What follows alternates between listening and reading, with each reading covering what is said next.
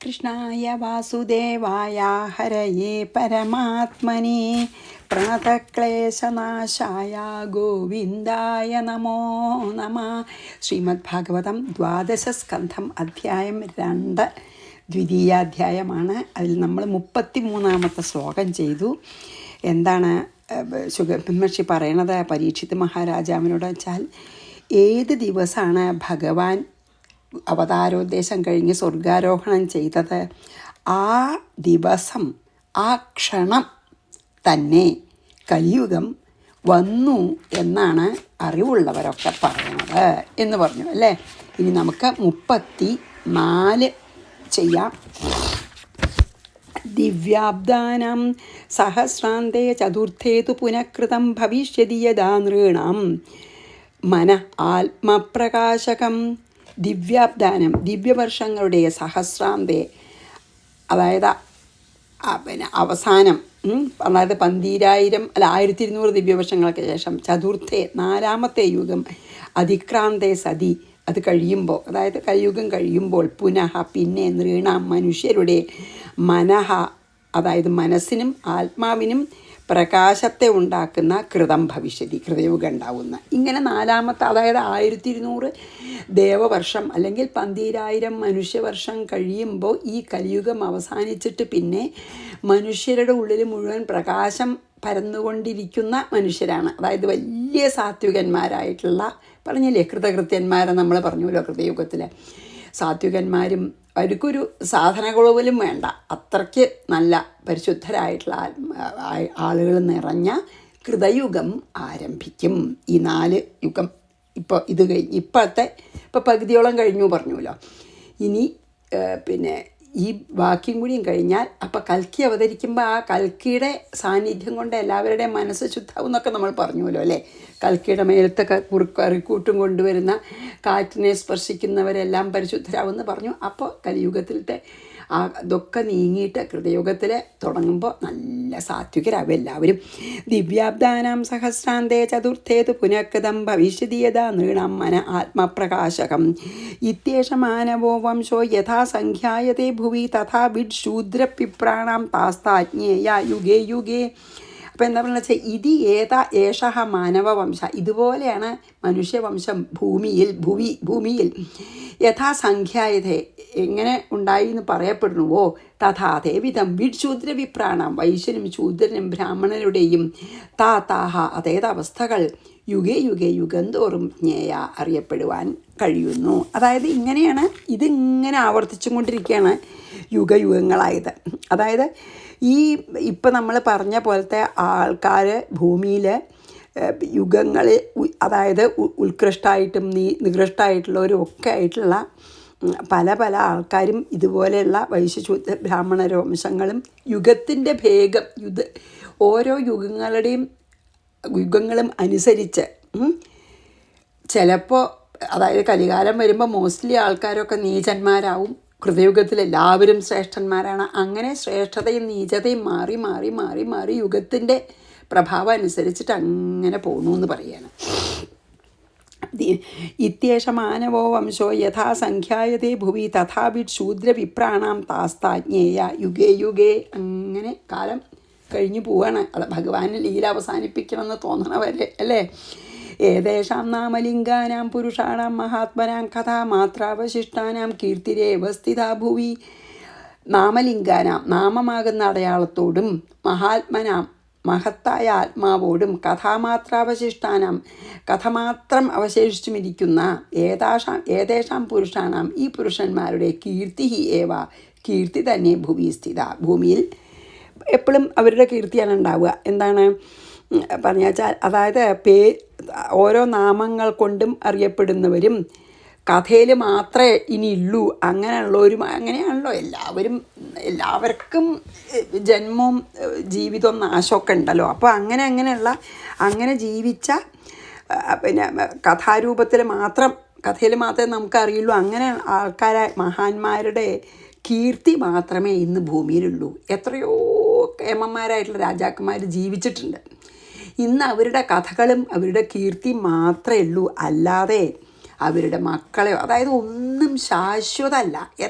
എത്ര ശ്രേഷ്ഠന്മാരായിട്ടുള്ള ആൾക്കാരാണെന്ന് വെച്ചാലും ഒന്നും ശാശ്വതമല്ല. അതുപോലെ തന്നെയാണ് മറ്റേ പിന്നെ കുഞ്ഞുകുട്ടൻ തമ്പുരാൻ മരിച്ചപ്പോൾ ആശാൻ എഴുതിയതാണല്ലോ, കഷ്ടം സ്ഥാന വലിപ്പമോ പ്രഭുതയോ സജ്ജാതിയോ വംശമോ പുഷ്ടശ്രീ തനുതാടിയോ ചെറുതുമിങ്ങോരില്യ ഘോരാനലൻ സ്പഷ്ടം മാനുഷഗർഭമൊക്കെ ഇവിടെ പുക്കസ്തമിക്കുന്നിതിങ്ങിഷ്ടന്മാർ പിരിയുന്നു ഹാ ഇവിടമാണ് അധ്യാത്മവിദ്യാലയം. അതായത് എല്ലാറ്റിനും ഒരു നാശമുണ്ട്. ഈ കാണുന്നതൊക്കെ അതാണ് ഇതുകൊണ്ട് പറഞ്ഞത്. അവരുടെ കീർത്തി മാത്രമേ നിലനിൽക്കുള്ളൂ കുറച്ച് കാലം, അത് കഴിഞ്ഞാൽ അതും ഇല്ലാണ്ടാവും അല്ലേ.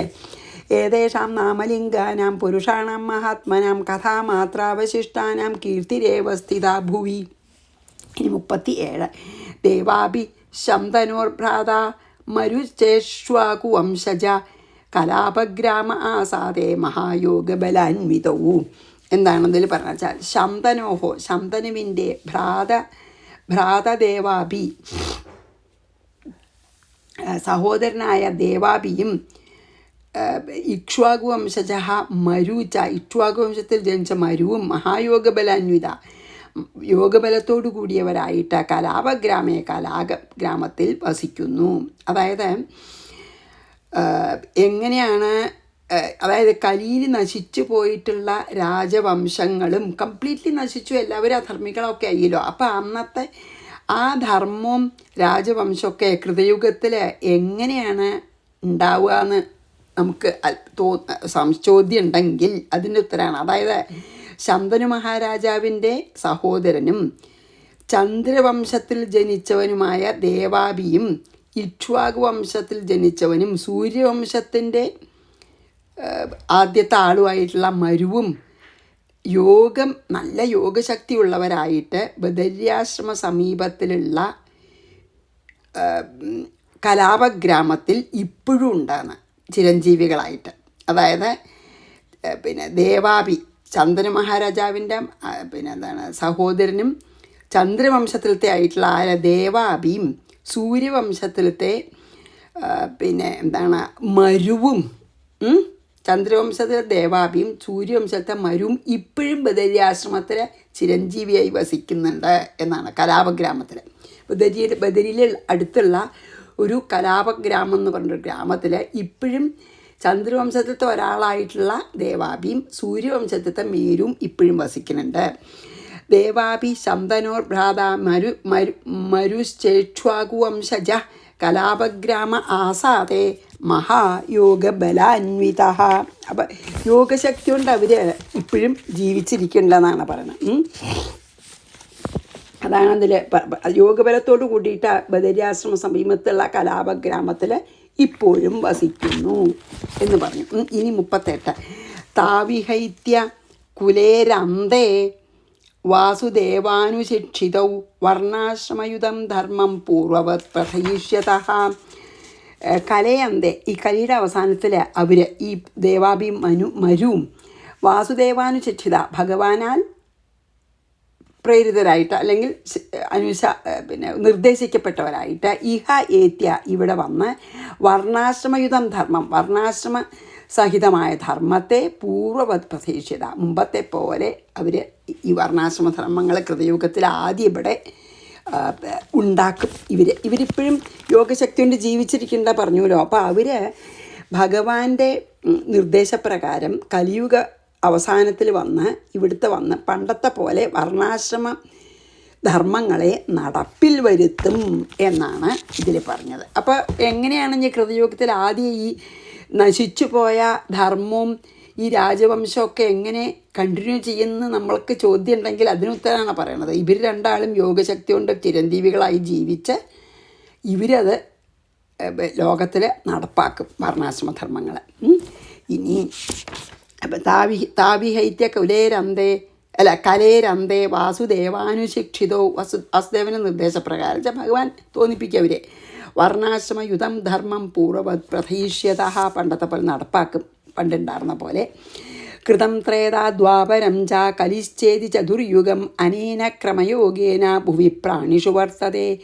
അനേന ക്രമയോഗേന ച ഈ ഈ ക്രമത്തിൽ, അതായത് കൃതയുഗം, ത്രേതായുഗം, ദ്വാപരയുഗം, കലിയുഗം, ഈ ഇങ്ങനെയുള്ള ക്രമത്തിൽ ഭൂമിയിൽ പ്രാണികളിൽ വർത്തിക്കുന്നു. അതായത് എന്താണ് പറഞ്ഞാൽ ഇതിങ്ങനെ ചതുർയുഗം, ഇപ്പം നമ്മൾ 28ാമത്തെ ചതുർയുഗത്തിലോറ്റാണ് കേട്ടോ ഇപ്പം നമ്മൾ. എന്താ പറഞ്ഞാൽ വെച്ചാൽ കൃതയുഗം, ത്രേതായുഗം, ദ്വാപരയുഗം, കലിയുഗം എന്ന ഇതിങ്ങനെ ഈ ക്രമത്തിൽ ഈ ചതുർയുഗം ഇപ്രകാരം പ്രാണികളെ ഇങ്ങനെ ഓരോ കർമ്മങ്ങൾ ചെയ്യിപ്പിച്ചുകൊണ്ട് ഇതേ ക്രമത്തിൽ തുടർന്നുകൊണ്ടേയിരിക്കും എന്ന് പറഞ്ഞു. കൃതം ത്രേതാ ദ്വാപരം ച കലിശ്ചേതി ചതുർയുഗം അനേന ക്രമയോഗേന ഭുവി പ്രാണിഷു വർത്തതേ. 40.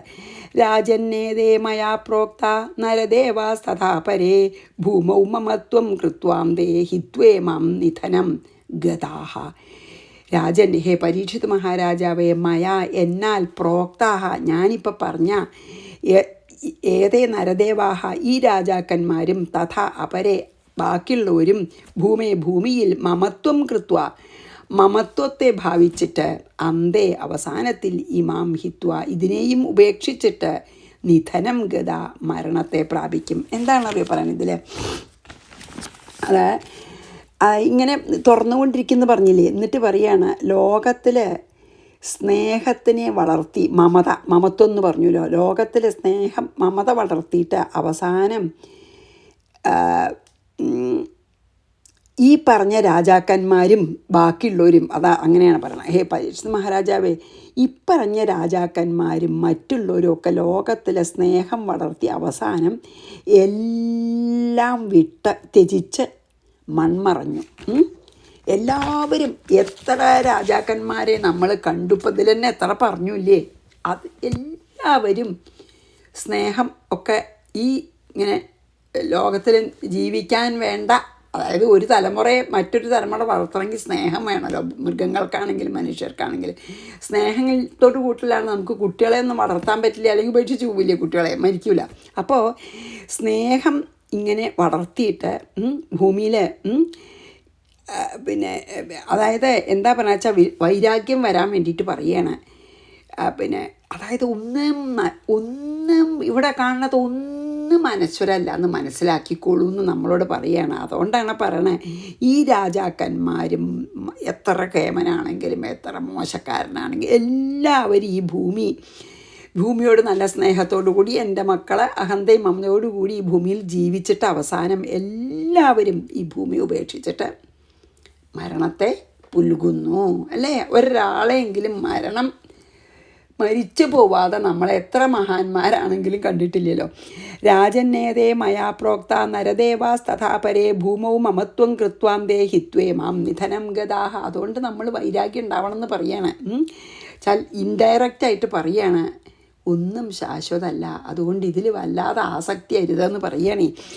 കൃമി വിഡ് ഭസ്മ സംജ്ഞാന്തേ രാജനാംനോബി യസ്യ ച ഭൂതധൃക് തത്കൃതേ സ്വാർത്ഥം കിം വേദനിരയോ യതഃ.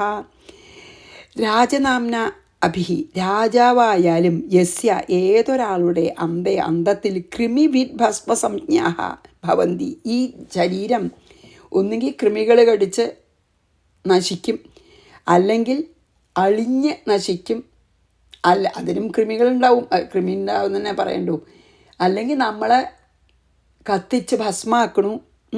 എന്തായാലും ഈ ശരീരം ഒന്നുകിൽ കൃമികൾ കടിച്ച് പഞ്ചഭൂതങ്ങളിൽ ചേരും, അല്ലെങ്കിൽ അളിഞ്ഞ് പഞ്ചഭൂതത്തിൽ ചേരും, അല്ലെങ്കിൽ ഭസ്മായിട്ട് പഞ്ചഭൂതത്തിൽ ചേരും. അല്ലേ?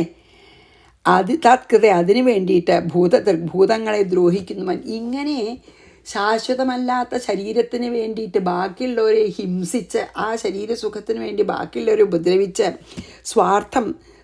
സ്വാർത്ഥത്തിന് വേണ്ടിയിട്ട് കിം വേദ അറിയുന്നുവോ യാതൊന്നിൽ നിന്ന് നരയ. അപ്പം നമ്മൾ ഇത്ര നശ്വരമായിട്ടുള്ള ദേഹത്തിന് വേണ്ടിയിട്ടുള്ള സുഖത്തിന് വേണ്ടിയിട്ട് ബാക്കിയുള്ളവരെ ഉപദ്രവിച്ച നരകല്ലേ ഫലം. അതാണ് പറയണത്.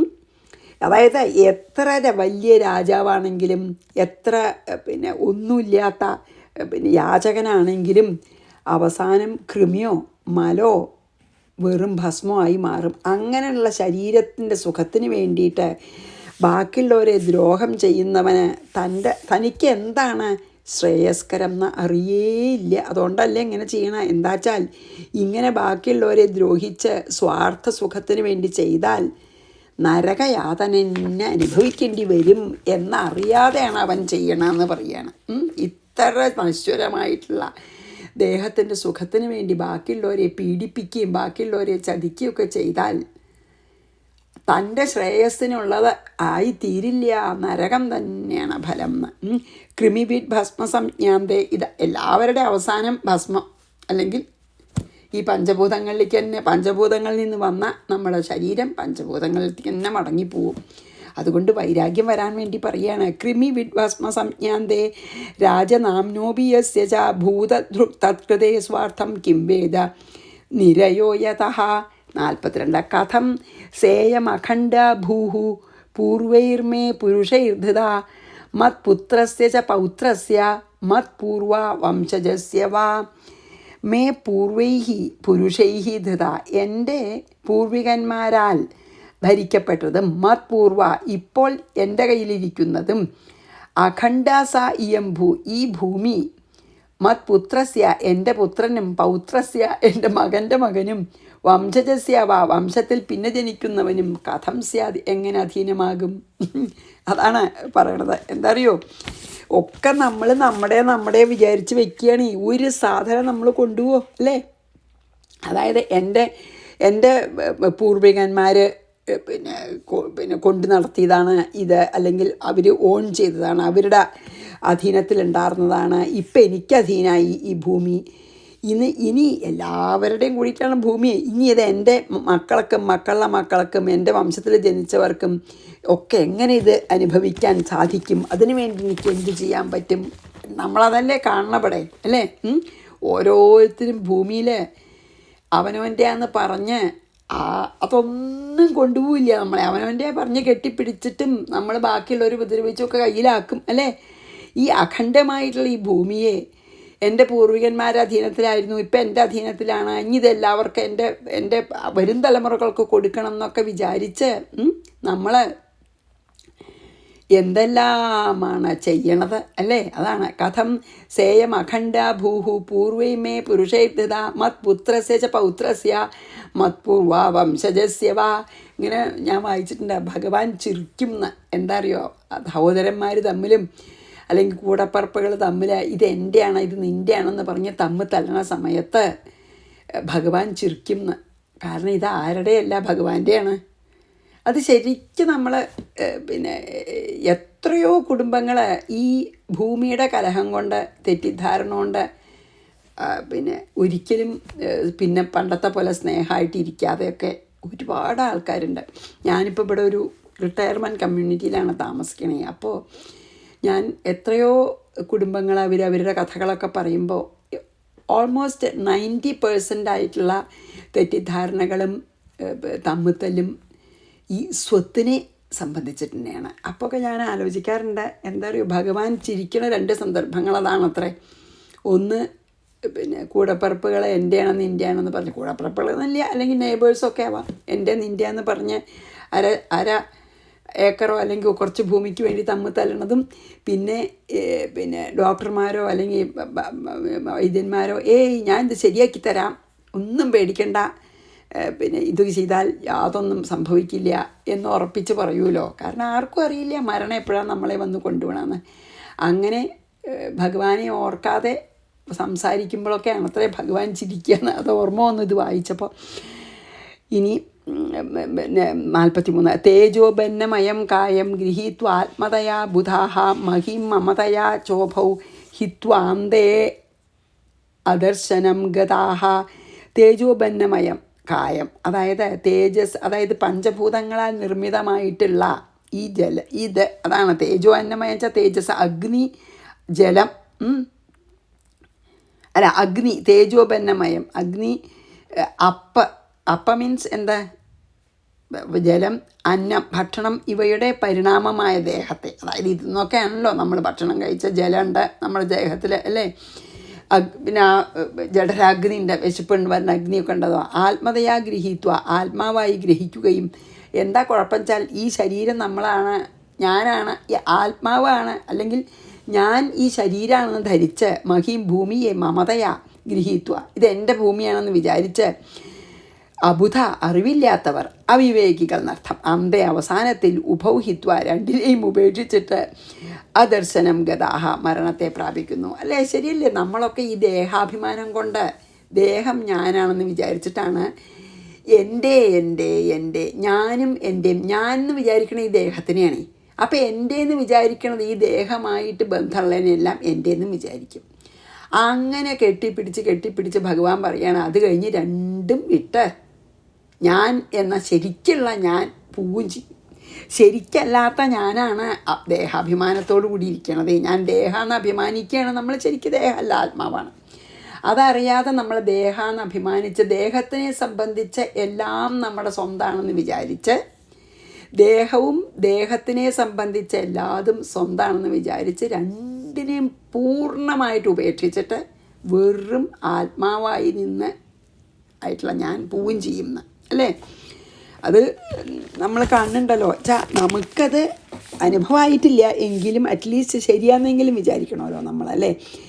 ഇങ്ങനെ നമ്മളെ അതായത് എല്ലാറ്റിലും മമത വളർത്തിയിട്ട് അഗ്നി ജലം അന്നം ഇതിൻ്റെ മാത്രം പരിണാമമായ ശരീരത്തിനെയാണ് ആത്മാവെന്ന് ശരീരത്തെ ആത്മാവെന്നും, അതായത് ഞാൻ ദേഹാഭിമാനത്തോടുകൂടി ഭൂമി എൻ്റേതാണെന്നും അഭിമാനിച്ച് വിവേകമില്ലാത്തവരെ ഒടുവിൽ രണ്ടും വെടിഞ്ഞ് മരണത്തെ പുൽകുന്നു, അല്ലേ?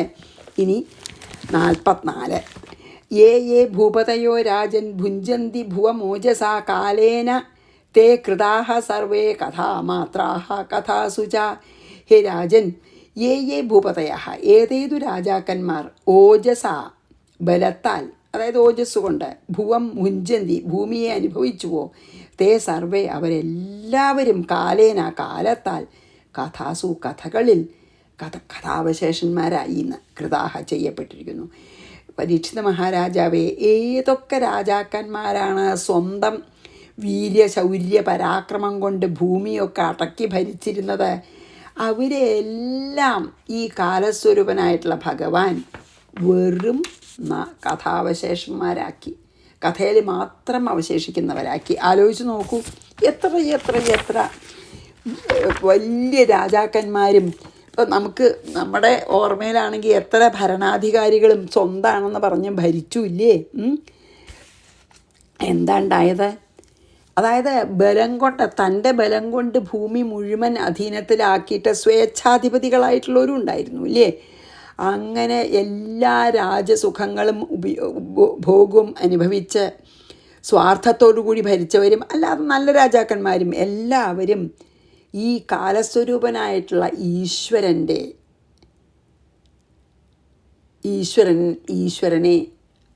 ഈശ്വരനിൽ ശരണാഗതി അടയേണ്ടി വന്നു. അതായത് കാലം അവരെ മുഴുവൻ കഥാവശേഷന്മാരാക്കി, അതായത് കഥയിൽ മാത്രം അവശേഷിക്കുന്നവരാക്കി തീർത്തു, അല്ലേ? അവരെ മുഴുവൻ എല്ലാ അവനവൻ്റെ എന്ന് പറഞ്ഞ് പിടിച്ചു വെച്ചിരുന്നവരെല്ലാം വെറും കഥകളിൽ മാത്രം ഉള്ളവരായിത്തീർന്നു എന്ന് നമ്മൾ കാണുന്നുണ്ട്. അപ്പം നമുക്ക് വൈരാഗ്യം വരാൻ വേണ്ടിയിട്ടാണ് ഇത് പറഞ്ഞുകൊണ്ടേയിരിക്കണ ഭഗവാനെ. അതാണ് അത് പറഞ്ഞിട്ടാണ് ഇത് അവസാനത്തെ ശ്ലോകമാണ്. അപ്പോൾ നമുക്ക് നോക്കാം എത്ര സമയമായിന്ന്. ഈ രണ്ടാമത്തെ അധ്യായത്തിലത്തെ അവസാനത്തെ ശ്ലോകം. അപ്പോൾ ആകായി സമയം. അപ്പോൾ എന്താണ്, നമുക്ക് വൈരാഗ്യം ഉണ്ടാക്കാനാണ് ഇത് പറയണത്. അതായത് ഒന്നും അനശ്വരമല്ല എന്ന് കാണിക്കാനേ. അതുകൊണ്ട് ഭഗവാനെ അവരൊക്കെ കഥാവശേഷന്മാരായി, അവരുടെ കഥ മാത്രമേ ഇപ്പം ഉള്ളൂ, അവരാരും ഇപ്പം ജീവിച്ചിരിക്കില്ല. നമുക്കറിയാലോ, ഇന്ന് കാണുന്നവരും ഇതുപോലെ തന്നെ നാമാവശേഷന്മാരായിത്തീരും. അപ്പോൾ ഈ ലോകത്തിലും പരലോകത്തിൽ നിന്നും ലഭിക്കാവുന്ന എല്ലാ സുഖങ്ങളും നശ്വരമാണെന്ന് മനസ്സിലാക്കി അതിനോടൊന്നും ആസക്തി ഇല്ലാതെ ഭഗവാനിൽ തന്നെ എല്ലാം സമർപ്പിച്ച് വൈരാഗ്യത്തോടുകൂടി ഇതൊന്നും ശാശ്വതമല്ല എന്ന് നല്ലോണം മനസ്സിലാക്കി, എല്ലാം ഭഗവാൻ മാത്രമേ ഇവിടെ ശാശ്വതമായിട്ടുള്ളൂ എന്ന് നല്ലോണം ബോധിച്ച് ആ ബ്രഹ്മസ്വരൂപനായിട്ടുള്ള ഭഗവാനിൽ തന്നെ മനസ്സൂന്നിരിക്കണം. കാരണം നമ്മൾ കണ്ടില്ലേ, ഒരൊറ്റ ഒരൊറ്റ രാജാക്കന്മാരെങ്കിലും ഇപ്പം കഥകളിലല്ലാതെ ഇല്ല. അതുകൊണ്ട് അത് നമ്മൾ ഇത്രയും കാലം കണ്ടപ്പോൾ ഇന്ന് ജീവിക്കുന്നവരും അങ്ങനെ തന്നെ വെറും നാമാവശേഷന്മാരായി തീരും എന്ന് മനസ്സിലാക്കിയിട്ട് ഒന്നിലും അത്യാസക്തി ഇല്ലാതെ ആ ബ്രഹ്മം സ്വരൂപിയായിട്ടുള്ള ഭഗവാൻ മാത്രമേ സത്യമായിട്ടുള്ളൂ എന്ന് നല്ലോണം ബോധിച്ച് മനസ്സ് ആ ഭഗവാനിൽ ഊന്നിക്കോളൂ എന്ന് പറയാണ് ആര്? ശ്രീ സുഖബ്രഹ്മർഷി നമുക്ക് വേണ്ടിയിട്ട് പരീക്ഷിത് മഹാരാജാവിനോട്. യേ ഭൂപതയോ രാജൻ ഭുഞ്ചന്തി ഭുവമോജസ കാലേന തേ കൃതാഹ സർവേ കഥാമാത്രാഹ കഥാസുച. അല്ലേ? അപ്പോൾ നമുക്കിന്ന് ഇവിടെ നിർത്താം. ദ്വാദശസ്കന്ധം 2-ാം അധ്യായം കഴിഞ്ഞുല്ലോ. ഇതി ശ്രീമദ് ഭാഗവതേ മഹാപുരാണേ ദ്വാദശസ്കന്ധേ ആശ്രയനിരൂപണേ കലിദോഷാദിനിരൂപണം നാമ ദ്വിതീയോധ്യായ സമാപ്ത. അപ്പോൾ നോക്കൂ, ഇതിൽ ആശ്രയം ആണ് ലക്ഷണം എന്ന് പറഞ്ഞുല്ലോ 12. അപ്പോൾ നോക്കൂ, ഈ അധ്യായം അവസാനിപ്പിച്ചത് എങ്ങനെ പറഞ്ഞിട്ടാ? ആ ബ്രഹ്മസ്വരൂപിയായിട്ടുള്ള ഭഗവാനാണ് നമ്മുടെ പരമമായിട്ടുള്ള ആശ്രയം എന്ന് പറഞ്ഞു അല്ലേ? അപ്പോൾ ആ ആശ്രയം എന്നുള്ള ലക്ഷണത്തിന് പ്രാധാന്യം നൽകിക്കൊണ്ടാണ് ദ്വാദശസ്കന്ധേ. അപ്പോൾ നമുക്കിവിടെ നിർത്താം. ശ്രീകൃഷ്ണാർപ്പണമസ്തു. സർവത്ര ഗോവിന്ദനാമ സങ്കീർത്തനം. ഗോവിന്ദ ഗോവിന്ദ. ഗുരുവായൂരപ്പ ശരണം.